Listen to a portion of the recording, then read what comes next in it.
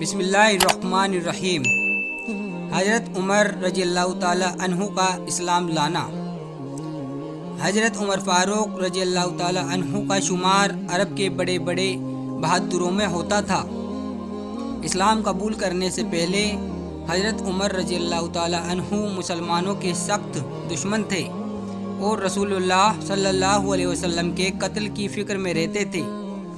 ایک دن اسی ناپاک ارادے سے تلوار لٹکائے ہوئے چلے جا رہے تھے کہ راستے میں حضرت نعیب بن عبداللہ رضی اللہ تعالیٰ عنہ مل گئے۔ انہوں نے پوچھا کہ عمر کہاں جا رہے ہو؟ کہنے لگے کہ محمد کو قتل کرنے۔ نعوذ باللہ۔ انہوں نے کہا کہ پہلے اپنے گھر کی تو خبر لے، تیری بہن اور بہنوئی دونوں محمد کے ہو چکے ہیں۔ یہ سننا تھا کہ حضرت عمر غصے سے بھر گئے اور سیدھے بہن کے گھر گئے اور دونوں کو خوب مارا، یہاں تک کہ بہن خون سے لہولہان ہو گئی۔ اس مار پیٹ کے بعد جب عمر کا غصہ کچھ ٹھنڈا ہوا تو انہوں نے کہا کہ مجھے وہ صحیفہ دکھاؤ جو تم لوگ پڑھ رہے تھے۔ بہن نے کہا کہ تم ناپاک ہو، غسل کیے بغیر اس کو ہاتھ نہیں لگا سکتے، لہٰذا انہوں نے غسل کیا اور بہن سے قرآن لے کر پڑھنا شروع کیا۔ قرآن پڑھتے ہی ان کی حالت بدل گئی، فوراً حضور صلی اللہ علیہ وسلم کی خدمت میں حاضر ہوئے اور مسلمان ہو گئے۔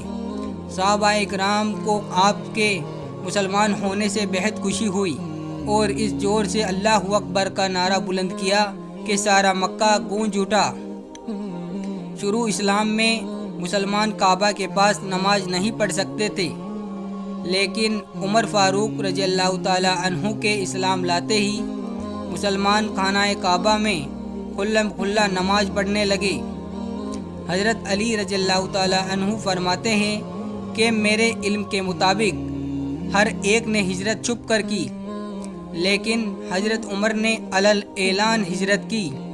جب انہوں نے ہجرت کا ارادہ فرمایا تو اپنی تلوار گلے میں لٹکائی اور اپنی کمان کندھے پر ڈالی اور بہت سارے تیر ہاتھ میں لے کر بیت اللہ کے پاس آئے اور اطمینان سے طواف کیا اور پھر مقام ابراہیم کے پاس جا کر 2 رکعت نماز پڑھی۔